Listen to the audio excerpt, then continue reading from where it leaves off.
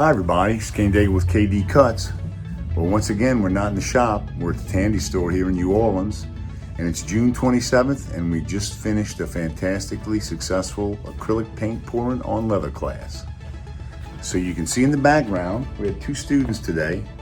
One did a red, white, and blue USA motif on a passport case, and the other guy did a purple and gold LSU motif.